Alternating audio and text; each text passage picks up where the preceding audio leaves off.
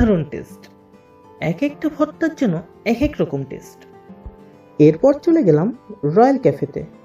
প্রথমে নিলাম 2 প্লেট চটপটি।